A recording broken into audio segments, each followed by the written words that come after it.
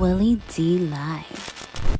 So you spoke about the mothers, not having that companionship, that the father not being in the house, and I do agree with you that plays a big role. That's a huge role. The father not being in the house, that plays a huge role. But we didn't have that in the house either. Most of us growing up in our neighborhoods, we didn't have a father in the house. Most of us didn't have a father in the house. Right. But not one of us was beating on our mama. Not one of us was slapping our mama, calling our mama the B word. Man, you couldn't do that. Man, you would die. You would get killed. Your sisters and brothers would stop breaking up. I mean, your uncles, your aunts, your grandmother, everybody gonna whoop your ass is getting. You will be destroyed. You will be finished. Wasn't nobody that bad, and we grew up around some bad actors. There's nobody ever that bad. You might have wanted to say something. If you wanted to call your mama the B word, you had to go into a room and say it low enough where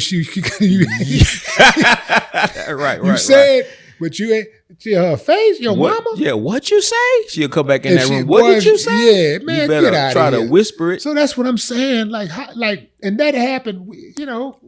And we were in entire a 18 years. That's how it was. We were in a single parent household as well. I agree with you, and that's a great question. But the standards have changed. The times have changed.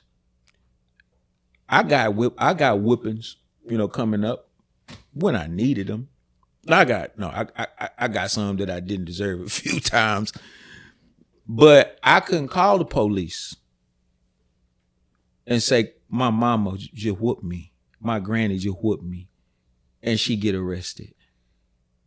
Times have changed. See that, and that right there is what I think is the catalyst. That being able, when the government armed children with the ability to call the police on their parents when they were being disciplined physically, I think that changed it. That was the game changer because, and here's the thing: what a lot of people don't know that was socially engineered. That was socially engineered, just like everything else. Just like it's always been the government's interest to figure out a way to keep us separated, to separate the black man and the black woman. You do that, you know how it goes, man.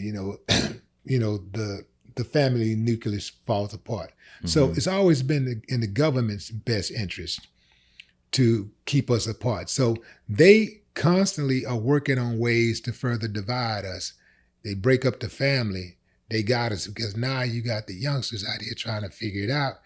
And if they think that ain't no love in the house, or even if it's is some love in the house, but it's exciting out there to go out here and do whatever, then they're going to go out there and do whatever. And what they're not going to realize is that because they was not prepared properly at home to pay a price for bad behavior, they underestimate the penalty when they go out into the real world. Right. Rewards and consequences. And the real world is not going to have the patience that mama have. Right. The real world is not going to deal with you with love. Even when the real world disciplines you, you're going to feel the full weight of hate. You're going to feel the full weight of retribution. And this is why when you're dealing with mama, there's a little scuffle or something. You go into your neutral corners and you cool off. Well, into this world, when you go into this world and you get involved in some type of conflict, you may not end up in a corner. You may end up with the corner. Right. You know what I'm saying? Not in a corner, but with the corner. You dig? So I think the government, I know a lot of people, you're going to take some responsibility. No, man, the government is working on us. The government is at work. The government has been targeting us all along. So when they talk all of this big talk about deadbeat father, well, what about the black man? The black man, yeah. Say, man, I'm gonna keep a strike. I gotta call a strike and a ball.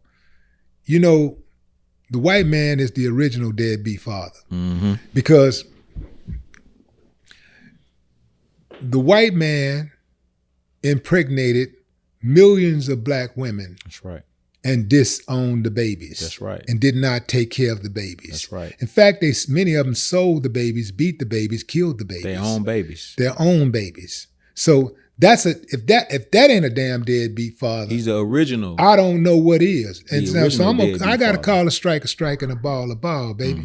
And that's what it is. So as a black man, I am absolutely going to defend black men because I understand the dynamics that are at play in this country that we live in. I wish I didn't have to say that. You know, right. I wish I could say something else and that be true, but the truth is what it is. Yeah, and every obstacle that's put in front of a black man, be it economic, political, educational, every obstacle impacts and affects his ability to be the best father that he can be. Man, I remember reading a slave narrative where this lady, she was nearly 100 years old, and she was talking about how she was raised on a plantation. And she was raised in an outhouse where the slaves lived with her mother and her father. But the plantation owner, his wife died. And he was so hateful of the fact that even though he had authority over them, they was out there looking happy like a family. So he sold the father to the plantation down the street and told him, don't you come back to my property again. The father would wake up 3 a.m. and he would sneak down to the plantation where he got sold from to see his wife and to see his daughter, and then sneak back up. Well, the owner that sold him, the cracker that sold him, I know where this was stay up late at night just to see whether or not he's gonna come. So this lady said that she would wake up sometimes in the morning and she would walk outside and she would see a trail of blood. This is a true story from where her father got beaten every time he came to visit them. And one morning she woke up to the trail of blood and it led to her father's body. This man went to his death trying to be a father to his child. You got many black men like that now. It may not be a slave owner beating them, but there are so many legal obstacles, so many different types of obstacles that you put in their way. And it just makes it difficult for them to be the father that they know that they were born to be. And I've seen black men go into the deepest states of depression because they feel like they can't be, they don't have the opportunity to be the father they could be to their children. And some of them give up. And those stories are never told. The picture is painted of us just that, hey, we're deadbeats.